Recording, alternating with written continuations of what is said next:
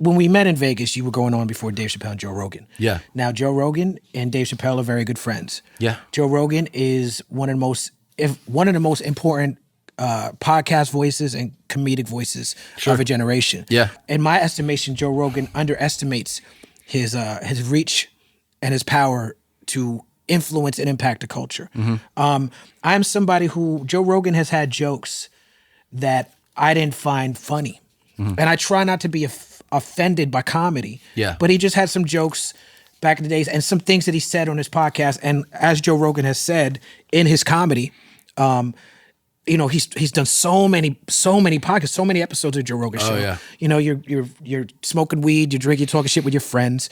There's no filter. Yep. Right. And so sometimes I don't know, it's like, okay, is this a joke or is this how you really feel? And that stuff becomes funny for me. So I didn't want to be, and I had never met Joe Rogan. Yeah. And I didn't want to be like the woke guy in the room. Sure. When Dave Chappelle's trying to hang out with his friends. Sure. So when they first started to do the Austin thing, I didn't go. Because I was like, let me let that thing be a Dave Joe thing. Right. Instead of it being like the Talib Kweli energy here. Sure. And I know that a lot of my fans don't fuck with Joe Rogan. A lot of Joe Rogan fans don't fuck with me. I know this because they tell me. They tell you.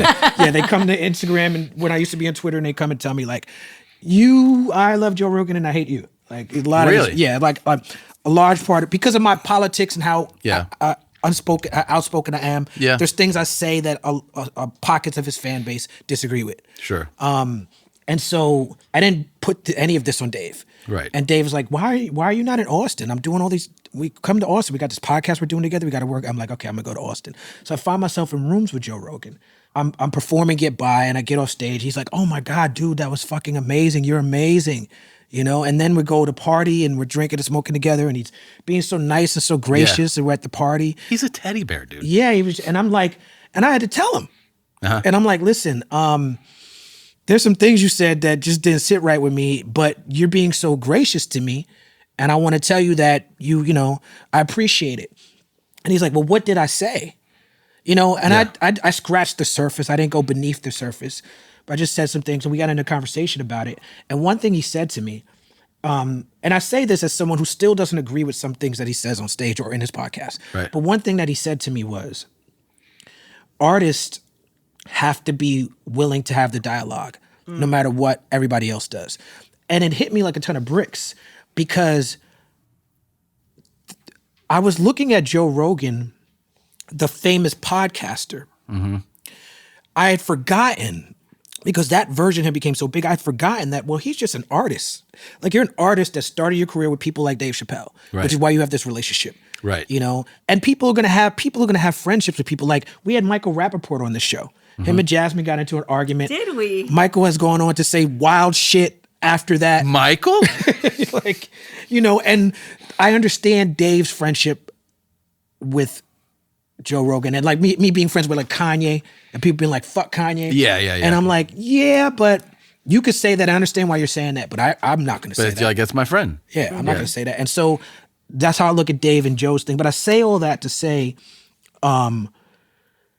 it's interesting to me, the overlaps between my audience and Joe's audience, who a large part of his audience hate each other.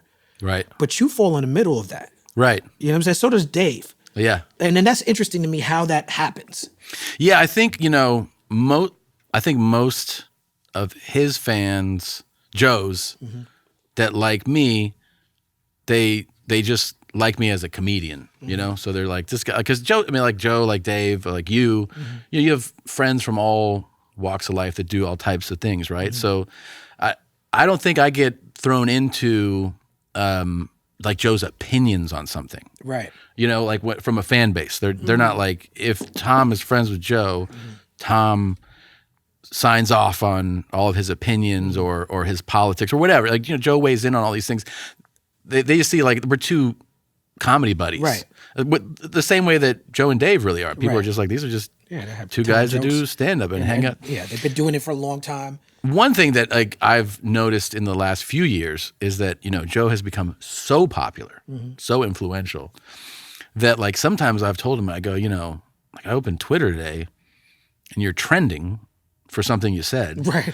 But it's something that you've been saying for years that I know, like, not like a crazy opinion on something, but like you're so influential now that you just sharing a thought on something is making the news, which is like, it's kind of like a wow level. You know, we were talking about leaving the stratosphere today. It's like you're He's in outer space. You're in outer space now. Like you just said that, you know, I don't know, like just you think that people shouldn't be doing, and then all of a sudden that's news.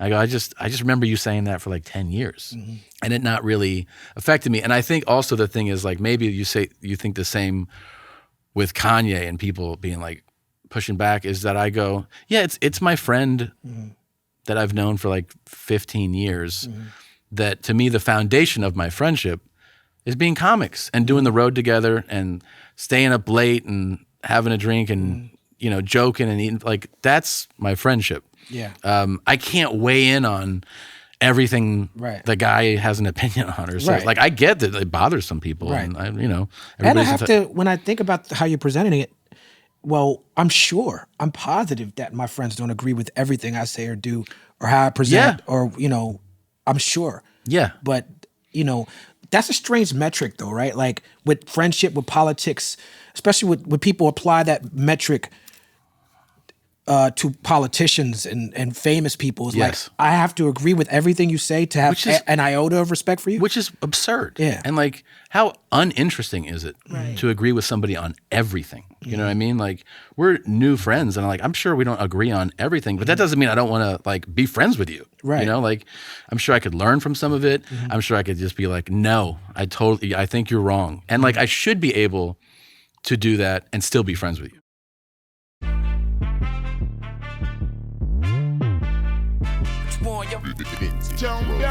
What we done started. Look at what we done started. This the people party. When opportunity knocking, then young nigga move that door. Whoa, get your foot stuck in it, call me young, go get it. They can't fuck with it, might as well roll with it.